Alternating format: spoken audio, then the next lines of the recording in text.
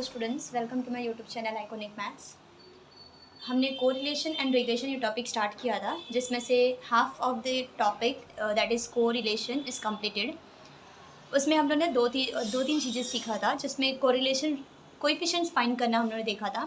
And correlation coefficient की अगर बात करें तो that is denoted by r और कैपिटल आर, स्मॉल आर और कैपिटल आर। सो मैं जस्ट एक थोड़ा सा रिकैप ले देती हूँ कि वहाँ पे हमने क्या सीखा था। सो वहाँ पे हम लोग ने कैपिटल आर एंड आर मतलब ये होता है हमारा कोरिलेशन कोएफिशिएंट। सो ये रैंक मेथड से हम लोगों ने देखा था कि क्या होता है, उसको बोलते हैं Spearsman rank correlation coefficient. And Karl Pearson correlation coefficient को जो भी फाइंड करते हैं उसको स्मॉल आर से डिनोट करते एंड स्पीयरमैन को कैपिटल आर से डिनोट करते। सो प्रीवियस लेक्चर में हमने दोनों ही मेजर टॉपिक जो एग्जाम में ऑलमोस्ट 5 और 7 मार्क्स के, अगर आपका ये सिलेबस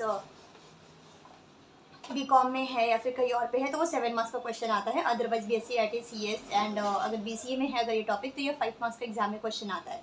वो मेजरली या तो स्पीयर्समैन रैंक कोरिलेशन कोएफिशिएंट आ जाता है या तो curl Pearson correlation coefficient find करने के लिए आता है। सो कोरिलेशन के टॉपिक में हमें यही दोनों चीज़ें पढ़ना था। अब हमें पढ़ना है रिग्रेशन।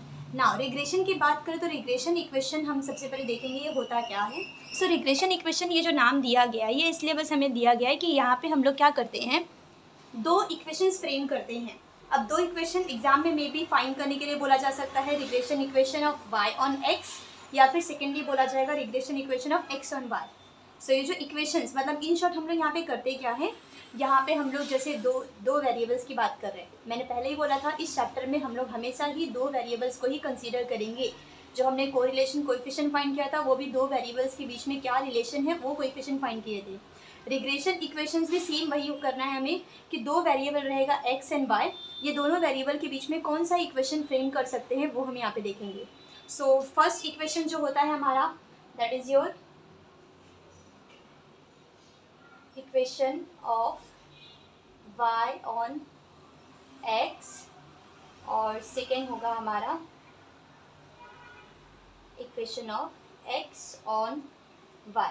अभी दोनों इक्वेशन है क्या। सो y ऑन x का इक्वेशन इस तरीके से होगा y minus Y bar is equal to B Y X into X minus x बार।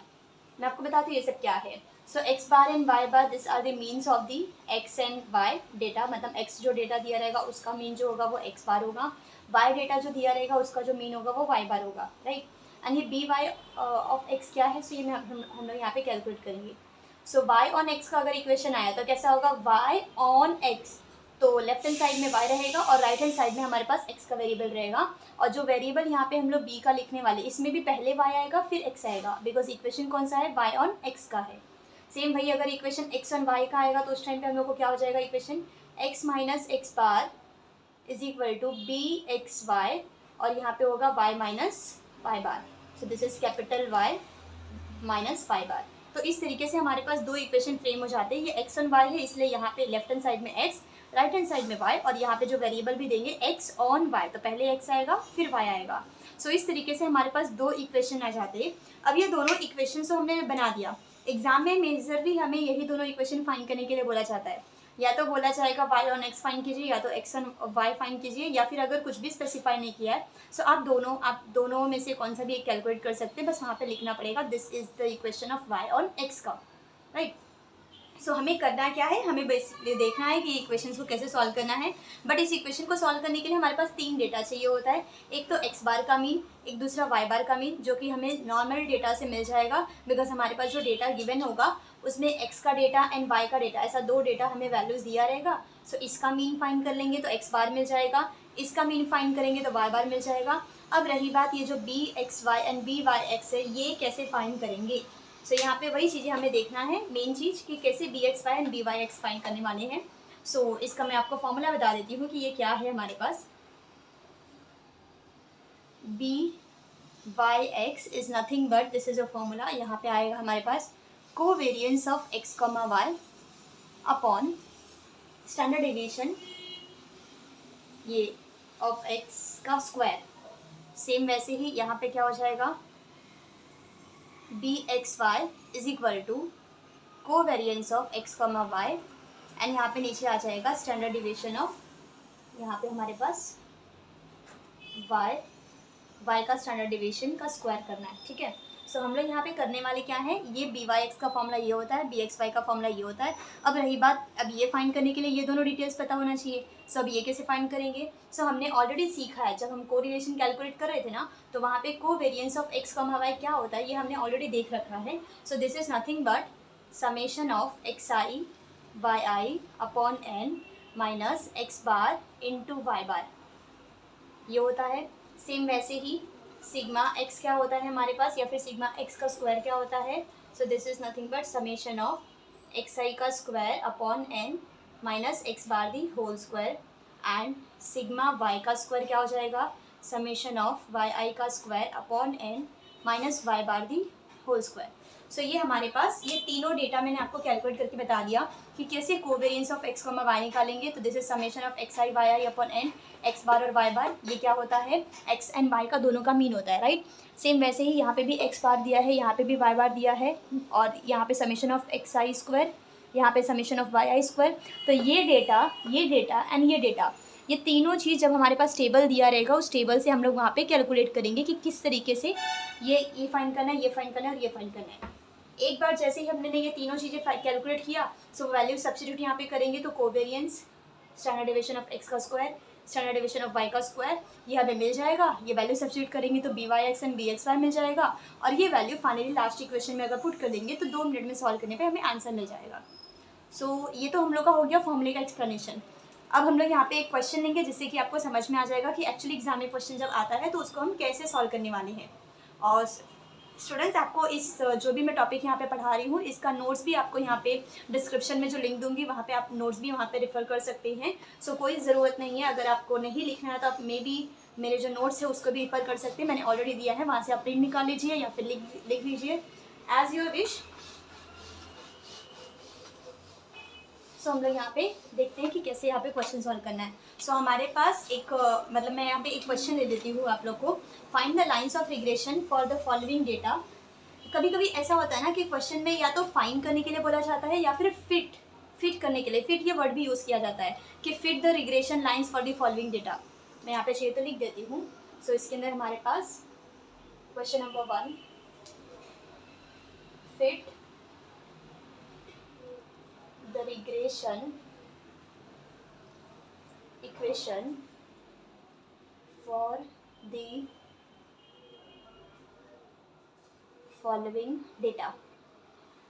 अब डेटा क्या दिया है तो वो हम लोग लिख लेते हैं। ये मेरे पास x का डेटा है, ये मेरे पास y का डेटा है। सो यहाँ पे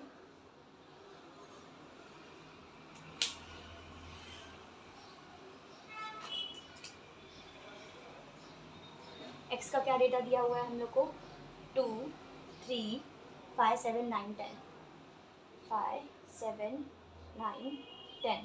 y का डेटा दिया हुआ है 2, 5, 8, 10, 12 एंड 14।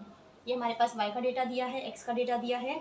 अब हम लोग को सॉल्व क्या करना है, हम लोग ने अभी भी फॉर्मूला देखा कि फॉर्मूले में हमें सबसे पहली बात तो x बार एंड y बार का मीन कैलकुलेट करना है।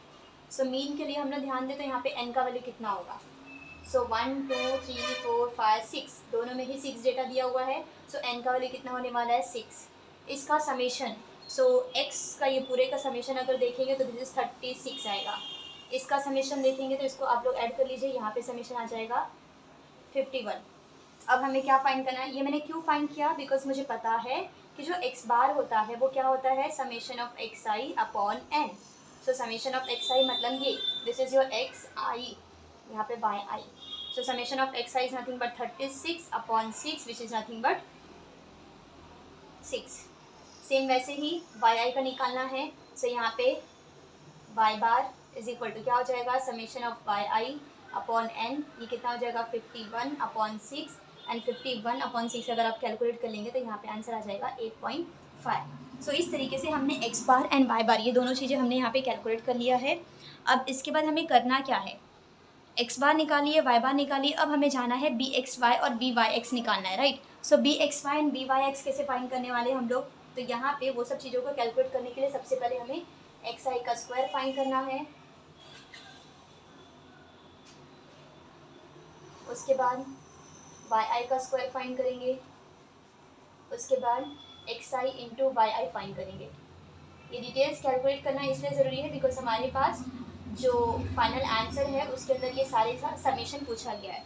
तो ये सबका समीशन हम लोग यहाँ पे पहले ये एक ही चीज़ें कैलकुलेट कर लेते हैं, देन उसके बाद इसका समीशन देखेंगे कि क्या आ रहा है।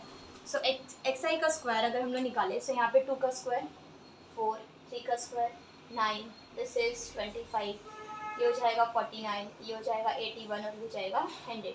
सेम वैसे वाई आई का स्क्वायर निकाल लो, तो ये 4, यहाँ पे 25, यहाँ पे 64, ये हो जाएगा 100, ये हो जाएगा 144 एंड यहाँ पे हो जाएगा 196।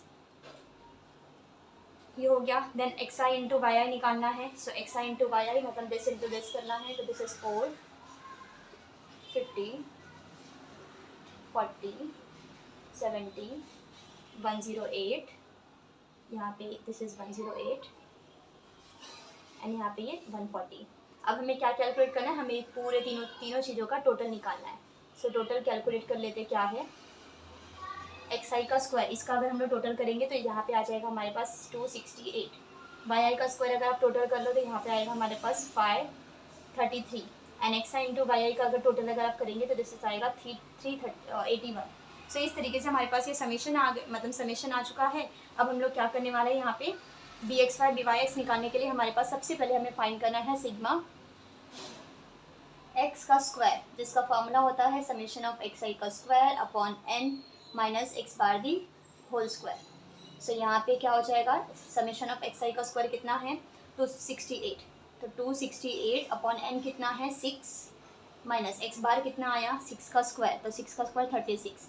ना इसको डिवाइड कीजिए, देन जो आंसर आएगा उसमें से अगर 36 को सेपरेट करेंगे, पहले आपको 268 को 6 से डिवाइड करना है, जो आंसर आएगा माइनस 36 करना है। सो यहाँ पे हमारे पास जो आंसर आ जाएगा दैट इज़ 8.666 करके आएगा। तो ये 8.66 हम लोग यहाँ पे लिख देते हैं। सेम वही चीज़ हमें क्या करना है, सिग्मा वाई का स्क्वायर निकालना है। सो सिग्मा वाई का square is nothing but summation of Y आई का square upon N minus Y bar the whole square. So summation of Y i कितना है 533, so this is 533 upon n कितना है 6, Y बार कितना है 8.5, सो यहाँ पे हो जाएगा 8.5 का स्क्वायर। अब क्या करेंगे, 8.5 का जो भी स्क्वायर आएगा वो फाइंड करेंगे, इसको इससे डिवाइड करेंगे एंड देन फिर दोनों को माइनस कर लेंगे। सो दोनों को माइनस करने के बाद हमारे पास आंसर आ जाएगा 16.58 ही हमारे पास ये आंसर आ जाएगा, राइट। अब ये निकालने के बाद हमें करना क्या है, ये आ गया। अब कोवेरियंस फाइंड करना है, covariance of x comma y. ये क्या हो जाता है हमारे पास, इसका फॉर्मूला क्या होता है, summation of x I Y I upon N minus x bar and Y bar. So यहाँ पे निकालना है। So summation of x I Y i कितना है 381, दिस इज 381 अपॉन एन कितना है 6, ये कितना है एक्स बार कितना है 6 इंटू वाई बार कितना है 8.5। सो क्या करना है हमें यहाँ पे 381 डिवाइडेड बाई 6 कैलकुलेट कर लो, कितना आंसर आ जाएगा, जो भी आंसर आएगा सेम ऐसे इसको मल्टीप्लाई कर लो, इसमें से इसको माइनस कर लेंगे तो हमारे पास फाइनल आंसर आएगा 12.5। So covariance of x comma y का आंसर आ जाएगा 12.5 और ये आंसर आया सिग्मा वाई का स्क्वायर, ये आंसर आया सिग्मा एक्स का स्क्वायर। सो हमारे पास ये सारे डिटेल्स आ गए हैं। ये सारे डिटेल्स हमने इसलिए कैलकुलेट किए बिकॉज हमारे पास जो बी वाई एक्स ये जो कोएफिशिएंट था उसका फॉर्मूला क्या था, covariance of x comma Y upon sigma x का स्क्वायर, राइट। सो यहाँ पे इसका वैल्यू आ गया हमारे पास 12.5, सिग्मा एक्स का स्क्वायर भी आ गया हमारे पास 8.66। अब इसको इससे डिवाइड कर लीजिए तो हमारे पास जो भी आंसर आ जाएगा 1.44। अगर आप इसको इससे डिवाइड करेंगे तो आंसर आएगा 1.4423। सेम वैसे ही बी एक्स वाई फाइंड करना है, तो बी एक्स वाई क्या होता है, covariance of x comma y divided by sigma Y का स्क्वायर।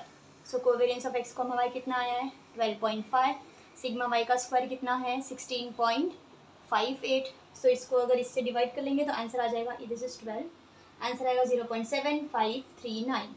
सो ये हमारे पास कुछ इस तरीके से b x y and b Y x का हमने कोएफिशिएंट कैलकुलेट कर लिया। अब ये कोएफिशिएंट हमें कैलकुलेट करने के बाद करना क्या है, लास्ट हमें फाइनल इक्वेशंस फाइंड करने हैं। सो इक्वेशन फाइंड करने के लिए हम यहाँ पे क्या करने वाले हैं, देख लेते हैं क्या है क्या नहीं है। हमारे पास डेटा में अभी भी हमने लिखा था एक्स बार कितना था 6 एंड वाई बार कितना था 8.5 ये डेटा की हमें ज़रूरत पड़ेगी, इसलिए मैंने यहाँ पे साइड में लिख दिया है। नाउ मैं इसको रफ करती हूँ। मैंने फिर से बता दिया कि इसके नोट्स आपको अवेलेबल हो जाएंगे, क्योंकि मैंने डिस्क्रिप्शन में लिंक दिया है गूगल ड्राइव का, वहाँ से आप इसका नोट्स रेफर कर सकते हैं। फिलहाल हम लोग यहाँ पे इसको मैं ये पार्ट रफ कर रही हूँ ताकि हम इक्वेशंस को सॉल्व कर सकें।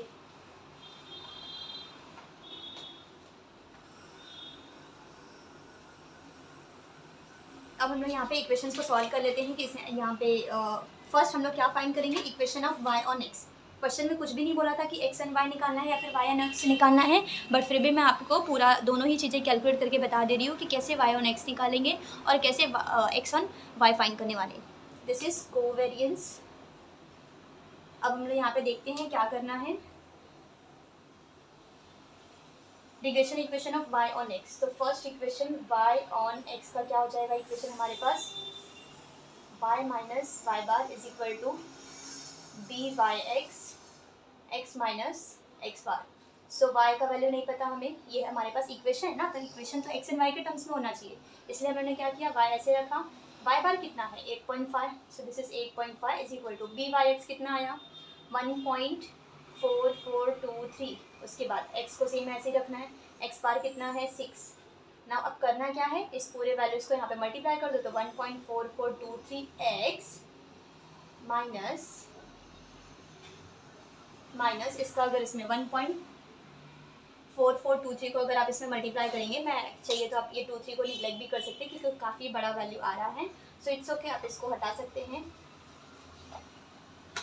मैं सिर्फ 2 वैल्यू ले रही हूँ क्योंकि वैसे भी अगर इसको हम लोग 2 को यहाँ पे देखें तो 5 से छोटा है, इसलिए हम लोग यहाँ पे इसको 1.44 लेंगे और ये x माइनस 6 आ जाएगा। सो ये हो जाएगा 1.44x माइनस 1.44 का अगर आप 6 में मल्टीप्लाई करेंगे तो 8.64 आ जाएगा, 8.64। ये आया y माइनस 8.5। बट हमें y ऑन x का इक्वेशन चाहिए, सो हम लोग यहाँ पे क्या करने वाले हैं, y को सेम एज इट इज रखना है, ये 8.5 उधर जाएगा। सो 1.44x minus 8.64, this is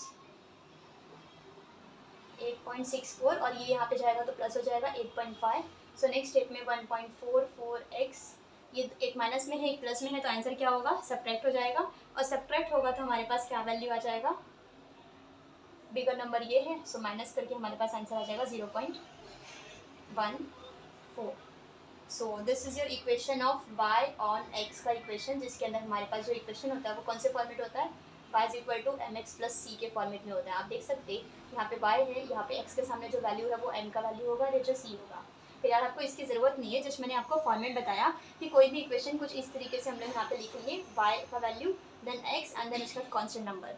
so this is the equation of y on x। तो y ऑन x का पैटर्न हमेशा इस तरीके से लिखते हैं कि यहाँ पे हमारे पास पहले y होगा उसके बाद x होगा। अब हम लोग सेकेंड इक्वेशन फाइंड करेंगे, equation of x on y। सो यहाँ पे क्या हो जाएगा, फॉर्मूला हमारे पास x minus x bar is equal to B x Y और यहाँ पे हो जाएगा y minus Y bar. So x minus x bar कितना है, so x bar is 6, b x y का वैल्यू कितना है 0.7539, तो अगेन मैं इसको क्या ले लेती हूँ 0.75 ओनली, और y माइनस वाई बार कितना है 8.5। ना 0.75 का मल्टीप्लाई दोनों में करेंगे तो 0.75 का मल्टीप्लाई y में होगा तो 0.75y माइनस 0.75 का मल्टीप्लाई 8.5 में अगर हम लोग यहाँ पे करते हैं तो आंसर आएगा 6.375। अगर आप इसका मल्टीप्लाई करेंगे तो कुछ इस तरीके से आंसर आ जाएगा। फिर से नेक्स्ट स्टेप में क्या करना है, ये -6 से उस साइड जाएगा तो +6, यहाँ पे क्या बचा 0.75y माइनस 6.375, ये इधर जाएगा तो क्या हो जाएगा +6। ना 0.75y हो गया माइनस, ये माइनस में है ये प्लस में है तो ये सब्ट्रैक्ट होगा, एंड सब्ट्रैक्ट होने के बाद हमारे पास आंसर जो आएगा this is in -0.375। Bigger number ये है तो इसलिए इसका साइन माइनस का आएगा। यहाँ पे भी सेम वही था, ये बिगर नंबर था, this is 8.5, this is 8.6, so bigger number है इसलिए यहाँ पे माइनस लगा था। सो यहाँ पे जो इक्वेशन आया ये कैसा इक्वेशन आया, this is of equation of x, regression equation of x on y. So इसलिए हमारे पास जो इक्वेशन आया कुछ इस तरीके से एक्स ऑन वाई का ऐसा पैटर्न होता है और वाई ऑन एक्स का कुछ इस तरीके से पैटर्न होता है। सो स्टूडेंट्स आपने यहाँ पे रिग्रेशन इक्वेशन का दोनों ही पैटर्न देख लिया कि अगर y ऑन x का इक्वेशन आया तो क्या करना है और x ऑन y का इक्वेशन आया तो किस तरीके से सॉल्व करना है। एग्जाम में मोस्टली दोनों में से कोई एक ही चीज़ पूछता है तो आप एक ही पार्ट कर सकते हैं। आप यहाँ पे जैसे अगर y ऑन x पूछा गया है तो हम क्या करेंगे, वहाँ पे सिर्फ और सिर्फ एक्स वाला इक्वेशन निकालना है और ये वाला वैल्यू फाइंड करना है और डायरेक्ट वी बाई एक्स निकाल के आप ये कैलकुलेट कर दो। अगर सिर्फ इसका पूछा हुआ है तब ये फाइंड करना है, ये फाइंड करना है और ये डायरेक्टली फाइंड करके ये निकालना है, राइट। क्यों मैं ऐसा बोल रही हूँ? क्योंकि y ऑन x के फॉर्मूले में सिर्फ सिग्मा x है, सिग्मा y नहीं है।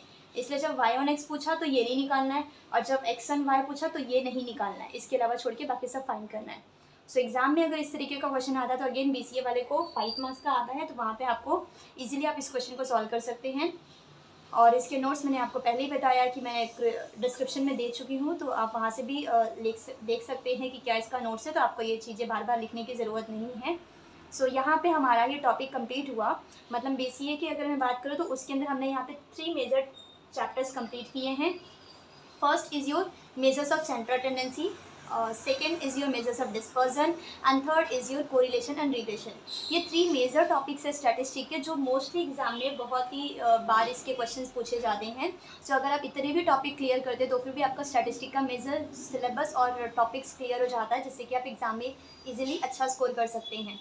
सो यहाँ पे अगर आप ये चीज़ें सीख सकते हो तो इतना भी चीज़ें अगर आपने सीखा तो फिर भी स्टैटिस्टिक का मेजर टॉपिक आपका क्लियर हो जाएगा।